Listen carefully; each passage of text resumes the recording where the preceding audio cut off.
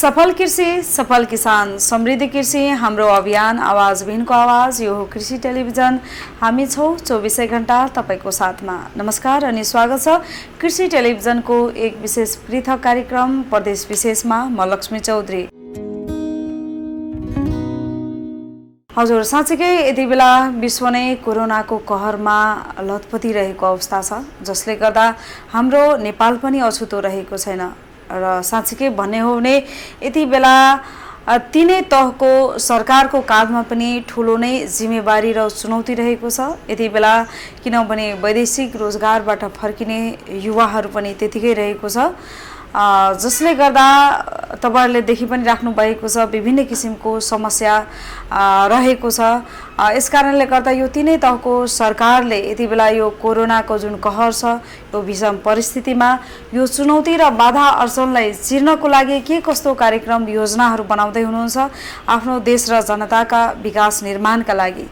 किनभने हरेक व्यवसाय धाराशाही रहेको छ र हेर्ने हो भने अवसरको रूपमा लिने हो भने वैदेशिक रोजगारबाट फर्केका युवाहरूको लागि यति बेला कृषि क्षेत्रमै ठूलो फड्को मार्न सक्ने ठूलो सम्भावना पनि रहेको देखिन्छ। यसकारण हेरौँ तीनै तहको सरकार कसरी अगाडि बढ्दै हुनुहुन्छ।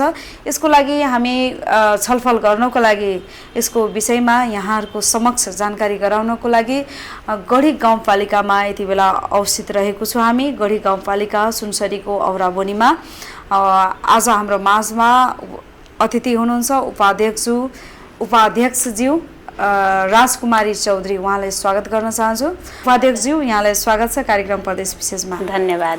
हजुर उपाध्यक्षज्यू, सर्वप्रथम यहाँसँग मैले जिज्ञासा राखेँ। अब लगभग यहाँहरूको कार्यकाल 3 वर्ष हुन लागेको छ हैन? यो 3 वर्षको अवधिमा विकास निर्माणका कार्यहरू के गर्नुभयो, जस्तो शिक्षा, स्वास्थ्य, कृषि क्षेत्रमा भन्नुपर्दा विशेष गरी यो तीनै चिजलाई विकास निर्माणको नजरले हेर्दाखेरि हिजोको अवस्था कस्तो थियो र आज अवस्था कस्तो रहेको छ, के परिवर्तन गर्नुभयो? अब शिक्षाको कुरा गर्दाखेरि शिक्षामा पनि हामी आउँदाखेरि शिक्षा एकदम पुरा धराशाहीमा थियो। अहिले जस हामी आउँदाखेरि अलिक धेरै के भन्छ तपाईको विकासतिर पनि लम्किराखेको छ, राम्रो छ अहिले हाम्रो शिक्षातिर। र तपाईको स्वास्थ्यतिर भन्दाखेरि स्वास्थ्यको पनि अब सुरुमा चाहिँ हामी भन्दा अगाडि म पनि एउटा स्वास्थ्यकर्मी नै थिएँ। यहाँ आउनुभन्दा अगाडि म चाहिँ के भन्छ स्वास्थ्य पिएससी गढी गाउँपालिका वार्ड नम्बर 6 पिएससीमै कार्यरत थिएँ। त्यतिखेरको अवस्था र अहिलेको अवस्थामा धेरै सुधार आएको छ। किनभने त्यतिखेर हामी कर्मचारीहरू त्यतिखेर तपाईको एकजना मात्रै चलाउँदा पनि हुन्थ्यो जस्तो लाग्थ्यो क्या। एकजना म एक्लै पनि त्यहाँ चलाएर बसेको पनि थिएँ। पालो सिस्टम थियो त्यहाँ। एउटा स्वास्थ्य चौकी भनेको तपाईको पिएससी भनेको एउटा के भन्छ जिल्लाभन्दा अलिक कम लेभलको हो। त्यसमा चाहिँ म एक्लै पनि त्यहाँ पिएससी पनि चलाएको छु। त्यही भएर अहिलेको अवस्था हेर्दाखेरि अब त्यहाँ जनताहरू त्यतिखेर पनि एकदम के भन्छ हाम्रो पिएससी छ, ठुलो पिएससी छ, स्वास्थ्य चौकी छ, हामीलाई जे पनि औषधि पाउँछु भनेर उनीहरूको धारणा थियो। तर डाक्टरै त्यहाँ के भन्छ स्टाफहरू नबस्ने। अहिले चाहिँ स्टाफहरू कन्टिन्यू रूपमा स्टाफहरू पनि बसिराख्नु भएको छ र उहाँहरू चाहे अनुसार मेडिसिन पनि पाइराख्नु भएको छ। अहिले चाहिँ त्यतिखेर चाहिँ कर्मचारी तन्त्र थियो। अहिले चाहिँ जनप्रतिनिधिहरू आएर प्रत्यक्ष रूपमा उहाँहरूले आफ्नो जिज्ञासा र आफ्नो स्वास्थ्यको बारेमा पनि उहाँहरू डाइरेक्ट आएर हामीसँग कुरा गर्नुहुन्छ र त्यही अनुसार हामी उहाँहरूको माग चाहिँ पुरा गर्दैछौँ। र त्यसपछि तपाईको कृषि सम्बन्धीतिर जाँदाखेरि हाम्रो कृषिमा पनि पहिलाको भन्दा अलिक चाहिँ सुधार छ। किनभने हामी पावर टेलर पनि 50% अनुदानमा चाहिँ वितरण गरिराखेकै छौँ। त्यसपछि जुन भूमिमा अब पानी नै छैन त्यो जग्गा त्यतिकै खेर नै गइराखेको थियो। अहिले हामी आएर त्यो जग्गामा चाहिँ बोर्डिङको व्यवस्था पनि 50% ले गरिराखेको छौँ। र के भन्छ सुरु वर्षदेखि नै हामी कृषितिर चाहिँ पावर टेलर र बोर्डिङको चाहिँ दिइराखेको छौँ। अहिले पनि हाम्रो बोर्डिङ वितरण पनि भइराखेको छ। त्यसै गरी अब शिक्षामा चाहिँ हालसम्म कस्तो अवस्था रहेको छ? हिजोको समस्या जुन कस्तो थियो, आज कस्तो रहेको छ, अझै प्रश्न पारिदिनुहोस् न। शिक्षातिर भन्दाखेरि हामीले हिजोको अवस्थामा शिक्षामा धेरै एकचोटि म सुरुमा आउँदाखेरि त्यहाँ जस इक्जामको बेलामा त्यहाँ गएँ मैले। वास्तवमा इक्जाममा चाहिँ चिट चोर्दो रहेछ त्यहाँ विद्यार्थीहरू। तर अहिलेको अवस्थामा त्यहाँ गएपछि मैले हेरेँ त्यहाँ चिट चोरेको। अनि त्यहाँ मैले हेर्दाखेरि त्यहाँ सरहरूलाई मैले जानकारी गराएँ, यस्तो यस्तो छ सर, यसरी चाहिँ तपाईँहरू नगरिदिनु पर्यो, किनभने विद्यार्थीहरू यो हाम्रो शिक्षा नै भविष्य हो भनेर सरलाई भनेपछि त्यहाँदेखि उहाँहरू हामी अनुगमनको पाटो पनि हाम्रो गइराखेको छ, अनुगमन पनि हामी गइराखेको छौँ। अहिले पढाइ पनि अलिक स्तरमै आएको छ। अब अहिले कोरोनाको कारणले गर्दाखेरि अहिले त हामी धेरै के भन्छ शिक्षातिर एकदम धाराशाहीमा छौँ, किनभने विद्यार्थीहरू पनि अहिले घरमै ल्यापटप त्यसपछि तपाईँको यो के भन्छ मोबाइलमा खेलिराख्नु भएको छ। त्यसको लागि चाहिँ हामी पनि बिस्तारै अब हामी कोरोनाकै उसमा कोरोनालाई लडेर हामीले अगाडि बढ्नुपर्छ, किनभने अब यो कोरोना मलाई लाग्छ जाँदैन होला। हामी नर्मल तरिकाले यसलाई लिनुपर्छ, डराउनु पनि पर्दैन जस्तो लाग्छ। र हामी बिस्तारै रूपमा चाहिँ अहिले शिक्षाको लागि क्लास चाहिँ सुरु गर्ने तर्खरमा पनि हाम्रो सोच चाहिँ गएको छ। त्यसको मिटिङ एकचोटि भएको छ। अब त्यसलाई चाहिँ हामी अगाडि बढाउनको लागि हामी क्लास लिने भनेर स्थानीय सरकारलाई पनि जुन केन्द्र सरकारले एउटा पत्र नै पठाउनु भएको छ कि स्थानीय सरकारले उहाँहरूले आफ्नो के भन्छ आफ्नो मातहतमा राखेर उहाँहरू चलाउन मिल्छ भनेर जुन के भन्छ संघीय के भन्छ प्रदेश केन्द्रबाट पठाउनु भएको छ, त्यही अनुसार हामी गर्दैछौँ। र अब अस्ति भर्खर हाम्रो यो गढीमा चाहिँ बोर्डिङ स्कुलहरू पनि एक दुईवटा लाग्यो, फेरि बिचमा चाहिँ अहिले बन्द भएको छ। यसलाई चाहिँ हामी बिस्तारै अगाडि बढाउँदैछौँ। जस्तो यहाँको गढी गाउँपालिकाको यहाँको वासी यहाँको जनताहरूको लागि के अति आवश्यक के समस्याहरू रहेको छ जुन अहिलेसम्म निर्मूल हुन सकेको? समस्या भनेपछि तपाईँको हेर्दाखेरि सबै स्वास्थ्य पनि समस्या नै हो। त्यसपछि तपाईँ बाटोघाटो पनि हाम्रो के भन्छ समस्या नै हो। शिक्षा पनि समस्या नै हो, किनभने हामीले उहाँहरूको माग चाहिँ बिस्तारै पुरा चाहिँ गर्दैछौँ हैन। अब अचानक चाहिँ एक बाइगै उनीहरू भन्नुहुन्छ हाम्रो माग अहिले नै पुरा होस् भनेर त्यो चाहिँ हामीले गर्न। तर 3 वर्ष यहाँहरूको कार्यकाल भइसक्यो लगभग हैन? हजुर भइसकेको छ। र हाम्रो विकासतिरको कुरा गर्दाखेरि लगभग हामीले बाटोघाटोको चाहिँ पुरा नै भएको छ। अब यसपालि चाहिँ हामीले पिच पोहोरदेखि नै पिचकै प्लानिङमा गइराखेको छौँ। उहाँहरूको इच्छा चाहिँ अब पिच बाटोमा हिँड्ने हैन, अनि शिक्षा पनि राम्रो होस्, स्वास्थ्य पनि राम्रो होस्, उहाँहरूको इच्छा त्यसलाई हामीले पुरा गर्दैछौँ। बिस्तारै पुरा गर्दै हुनुहुन्छ? गर्दैछ। यहाँको जनताहरू कतिको आक्रोशित हुनुहुन्छ? अब जनताहरूको आक्रोशित त यस्तो हो, त्यो त हैन स्वाभाविक नै हो उहाँहरूको आक्रोशित हुन, किनभने अब हामीले अहिले भनेपछि अहिले नै हुनुपर्छ भन्ने त हामी सक्दैनौँ हैन, बिस्तारै चाहिँ गर्दैछौँ। अब यो बाँकी 2 वर्षको कार्यकालमा यहाँको जनताको आवश्यकता पुरा गर्न सक्नुहुन्छ? शिक्षा, स्वास्थ्य, कृषि क्षेत्र? शिक्षा, स्वास्थ्य, कृषितिर पनि हामी यो जुन 1.5 वर्ष छ त्यो पनि हामी पुरा गर्न चाहिँ अठोट नै लिएको छौँ। र हाम्रो जनता पनि के भन्छ सन्तुष्टि होस् भनेर यो 1.5 वर्ष जुन हाम्रो बाँकी छ त्यो चाहिँ गरिराखेको छौँ। अब सन्तुष्टि हेरौँ कतिसम्म हुन्छ हाम्रो जनताहरू। अब त्यसै गरी यहाँले 77-78 को लागि विकास निर्माणका हैन के योजनाहरू रहेको छ यसको विषयमा बताइदिनुस् न। अब हाम्रो योजना हेर्दाखेरि कृषितिरको योजना हेर्दाखेरि हामीले तपाईको 1,06,25,250 रुपैयाँ चाहिँ हामीले विनियोजित गरेको हो।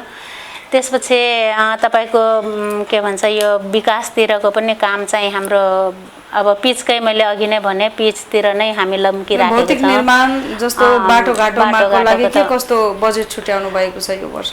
हाम्रो यो वर्षको बजेट चाहिँ कति अब यसमा चाहिँ मैले हेर्नुपर्छ यो कति बजेट छ हाम्रो भनेपछि हाम्रो तपाईँको 23,16,48,960 रुपियाँ छ हाम्रो बाटोघाटो पूर्वाधार। यसपालि हाम्रो बजेट चाहिँ के भन्छ कम भएर आएको छ, त्यही भएर किनभने राजस्व कर पनि हाम्रोमा पनि उठेको छैन यो गढीमा पनि हैन, त्यही भएर हाम्रो के भन्छ बजेट नै कम भएरै आएको छ।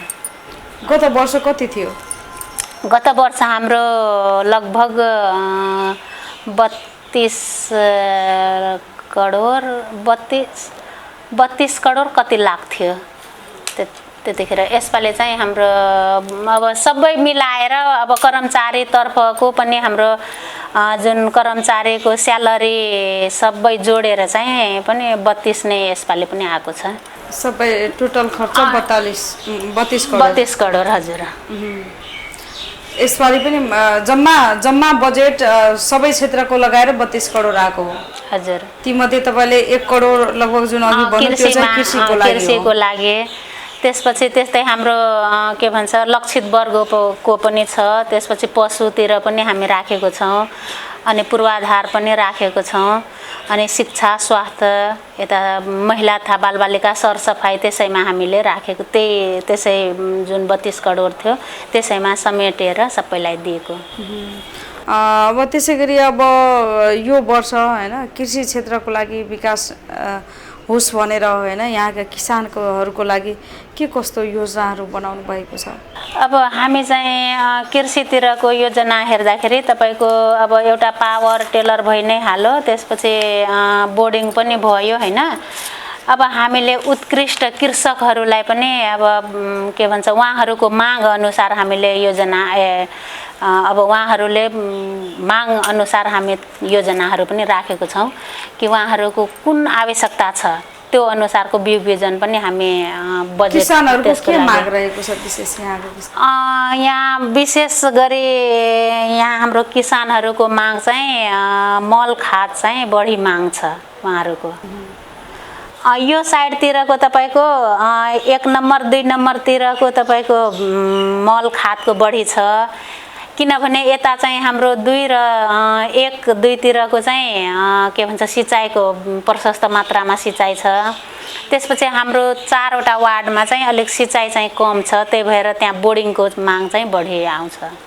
बोरिङ सिँचाइको माग चाहिँ बढी आउँछ हजुर सिँचाइको। अनि व्यावसायिक रूपले यहाँका किसानहरू कतिको अगाडि बढ्नु भएको छ? के व्यावसायिक रूपले अगाडि बढ्नु भएको छ? अब हाम्रो व्यवसायको कुरा गर्दाखेरि तपाईँको कुखुरा फर्महरू भयो अनि त्यसपछि माछा पालनहरू पनि भइराखेको छ अनि सुँगुर पालन पनि छ अनि गाई पालनहरू पनि बाख्रा पालनहरू पनि छ, तर धेरै मात्रामा छैन, थोरै मात्रामा चाहिँ उहाँहरू कृषकहरू छ, थोरै भए पनि छ। भनेपछि उहाँहरू लगभग कतिको आय आर्जन गर्नुभएको छ अथवा थोरै 2-4 वटा पाल्नु भएको छ कि अथवा धेरै व्यावसायिक रूपले भनेको त? व्यावसायिक रूपले नै पाल्नु भएको छ उहाँहरू।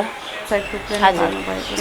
त्यसै गरी यति बेला अब हाम्रो नेपालमा हैन यो कोरोना कहरको कारणले गर्दा अब वैदेशिक रोजगारबाट फर्किएको युवाहरू पनि निकै हुनुहुन्छ, जसले गर्दा यति बेला आफ्नै स्वदेश फर्किने बाध्यता रहेको छ यो विषम परिस्थितिमा।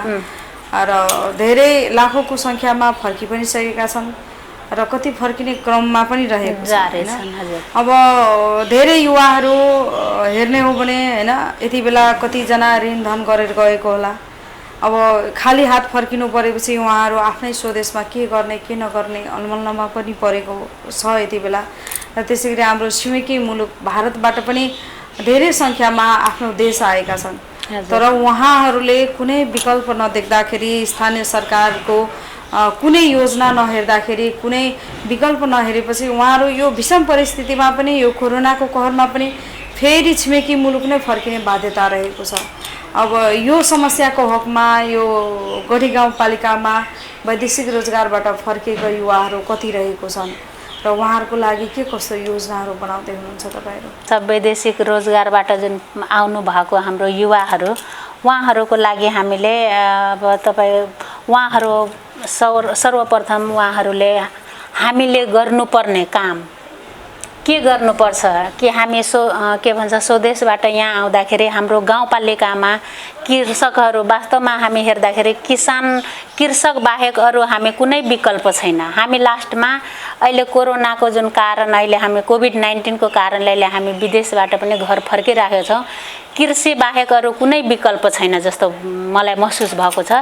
त्यही भएर उहाँ जुन कृषकहरूको लागि हाम्रो वैदेशिक रोजगारमा गएको युवाहरूको लागि उहाँहरू आइदिनु पर्यो र उहाँहरूको लागि हामी के भन्छ तपाईको माछा पालनको पनि हामी राखेको थिए। योभन्दा अगाडि वर्षको के भन्छ दरमियानमा माछा पालन पनि गर्यौं। तर के जस्तो मलाई लाग्यो क्षेत्रफलमा माछा पालन गरिराख्नु भएको छ?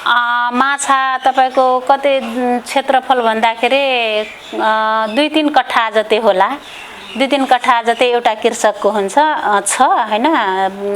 त्यस भनेपछि एकजना एउटा कृषकमा मैले हेरे अनुसार 4 कट्ठामा छ, एकजनाको 5-6 कट्ठामा जति छ कृषक माछा पालनको लागि। अब उहाँहरू पनि आउनु पर्यो क्या, हामीनिर आउनु पर्यो कि हामीले यो गर्छौं भनेर। हामीले पनि धेरै बजेट मैले अघि नै भने 1 करोड 26 लाख बजेट हामी राखेको छौं। यही बजेटमा उहाँहरूको कृषकहरूको उहाँ जुन युवाहरूको माग अनुसार हामी चाहिँ बिउ बिजन दिने र उहाँहरू कुन कृषिमा चाहिँ कुनमा लगानी गर्ने, कृषितिरकै बाख्रा पालन गर्ने हो कि सुँगुर पालन गर्ने हो कि गाई पालन गर्ने, उहाँहरूको माग अनुसार हामी चाहिँ वितरण गर्छौं। उहाँहरूको माग अनुसार वितरण गर्नुहुन्छ। अझै तपाईहरुको अब यो गएको वर्षमा जुन बजेट विनियोजन तपाईहरुले बजेट पाउनु भएको थियो, त्यो बजेटमा कतिको सफल रहनु भयो, कतिको फ्रिज पनि भएको?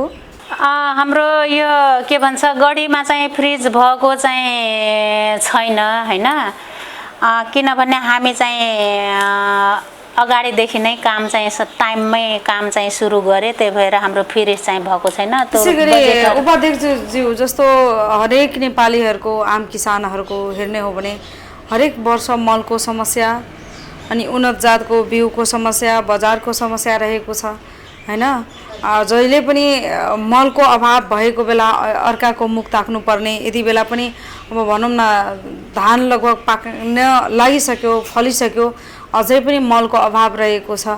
हरेक वर्ष किसानहरूले मलको समस्या झेलेको छ हैन। अब यो वर्ष पनि मलको त्यतिकै समस्या भयो। यो समस्याको विकल्पको रूपमा यहाँले के सोच्नु भएको छ? अब यो समस्या कसरी समाधान हुन्छ जस्तो लाग्छ?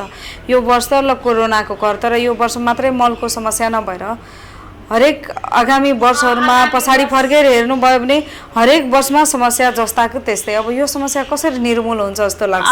यो हाम्रो के भन्छ समस्या हेर्दाखेरि तपाईको यो कोभिड-19 नहुँदाखेरि अगाडिको बजेटमा हामी चाहिँ मल चाहिँ खाद के भन्छ युरिया डीएपीहरु पनि गाउँपालिकाबाट दिएको हैन। 50% लगानी गरेर उहाँ कृषकहरुको पनि 50% र गाउँपालिकाको 50% भनेर हामी वितरण चाहिँ गरेको। अब अन्त्यमा अब यहाँको विकास निर्माण जुन बाँकी रहेको छ, यहाँको जनताको अति आवश्यक रहेको छ, अब यसको लागि अब के कस्तो जुन समस्याहरू रहेको छ हैन, प्रदेश सरकार अनि संघीय सरकारलाई के आवेदन गर्न चाहनुहुन्छ? संघीय सरकार र केन्द्र सरकारसँग हामीहरूले के आवेदन गर्न मैले व्यक्तिगत रूपमा एउटा उपाध्यक्षको नाताले के अनुरोध गर्न चाहन्छु भनेदेखि योजनातिरको गर्दाखेरि तपाईको पूर्वाधारतिरको कुरा गर्दा उहाँहरूले जुन व्यक्ति मार्फत जुन बजेट दिनुहुन्छ त्यो चाहिँ नदिनु पर्ने।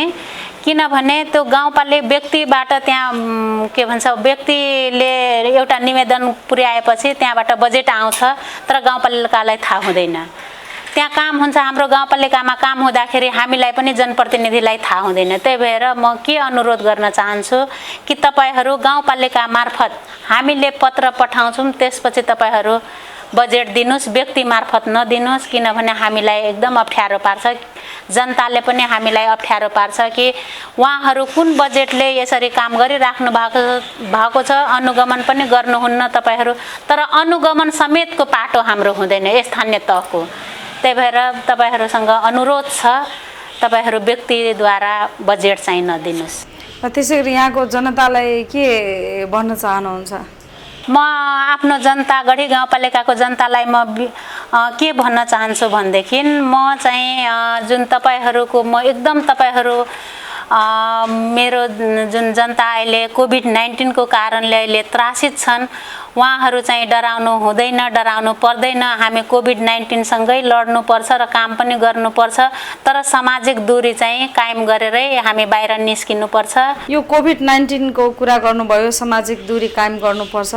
वास्तवमा जुन लामो समयको बन्दाबन्दीमा हैन, लकडाउन भएको अवस्थामा अब धेरै जनताहरू पनि होलान् गरिबीको रेखामुनि जुन बाँचिरहेका छन्, उहाँहरूको लागि जुन भनौँ न दैनिक जसले हरेक छाक टार्नको लागि दैनिक ज्याला मजदुरी गर्नुहुन्थ्यो, उहाँहरूलाई त्यो अवस्थामा कस्तो किसिमको यो गाउँपालिकाबाट सहयोग पाउनु भयो कि भएन?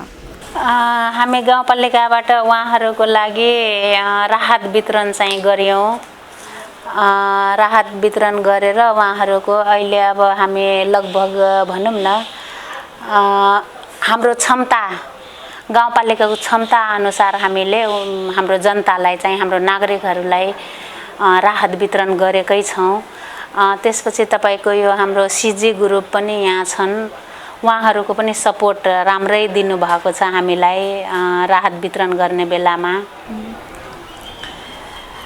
अब भ्याएसम्म र हाम्रो खुल्लै छ, प्राय भनौँ न गढी गाउँपालिकामा त्यस्तो खुल्लै छ र गाउँपालिकामा पनि त्यस्तो हाम्रो गढीमा कोरोना पनि त्यति छैन। किनभने गढी गाउँपालिकामा अहिलेसम्म हाम्रो जनप्रतिनिधि र कर्मचारीमा कसैमा पनि के भन्छ कोरोना पोजिटिभ देखिएको छैन। त्यही भएर हामी चाहिँ काम गर्नुस् तर सामाजिक दूरी कायम गरेरै गर्नुस् भनेर चाहिँ उहाँहरूलाई सन्देश दिएको र काम पनि गरिराख्नु भएको छ। अब बीचमा चाहिँ कोभिड-19 कोरोना नआउँदाखेरि त्यतिखेर लकडाउन लगाइदिनु भएको थियो, त्यतिखेर तपाईको 2-3 महिना एकदम टाइटली थियो, त्यतिखेरै हामी चाहिँ राहत वितरण चाहिँ गरेको हो। हस्त उपाध्यक्षज्यू, यहाँलाई धेरै धेरै धन्यवाद। हाम्रो कृषि टेलिभिजनमा यहाँले अमूल्य समय दिएर आफ्नो विकास निर्माणका कुराहरू, आफ्नो योजनाहरू, गाउँपालिकाको योजनाहरूको विषयमा जानकारी दिनुभयो। यहाँलाई धन्यवाद दिँदै बिदा हुन चाहन्छु। हस्त धन्यवाद। नमस्ते। हस्त दर्शक महानुभावहरू, आज कार्यक्रम प्रदेश विशेषमा आज हामी गढी गाउँपालिकामा छौँ र यहाँहरूले पनि जानकारी पाउनुभयो गढी गाउँपालिकाको योजना र विकास निर्माणका कुराहरू। यस कारणले गर्दा कति दाजुभाइ दिदीबहिनीहरू वैदेशिक रोजगारबाट फर्किँदै हुनुहुन्छ। यदि यो गाउँपालिकाको तपाईँ पनि बासी हुनुहुन्छ भने यदि ठुलै समस्याहरू रहेको छ र तपाईको जनप्रतिनिधिहरू तपाईहरूको आवाज सुनिराख्नु भएको छैन भने एकचोटि सम्पर्क गर्न सक्नुहुन्छ। यहाँले फेरि अर्काकै मुलुकमा जुन ऋण धन गरेर फर्किनु बाध्यता भन्दा यही गाउँपालिकासँग यहाँले सहयोग मागेर आफ्नो योजनाहरू राम्रोसँग क्लियर रूपले बनाउनु भयो भने कृषि क्षेत्रमा अथवा उद्योग व्यवसायमा गर्नुभयो भने अवश्य तपाईहरूको समस्यालाई समाधान गर्नुहुन्छ भन्ने हाम्रो पनि विश्वास रहेको छ। यति भन्दै आजको लागि कार्यक्रम प्रदेश विशेषबाट म लक्ष्मी चौधरी पनि बिदा हुन चाहन्छु। हस्त धन्यवाद। जय कृषि जय किसान, समृद्धि कृषि हाम्रो अभियान हेर्दै गर्नुहोला कृषि टेलिभिजन।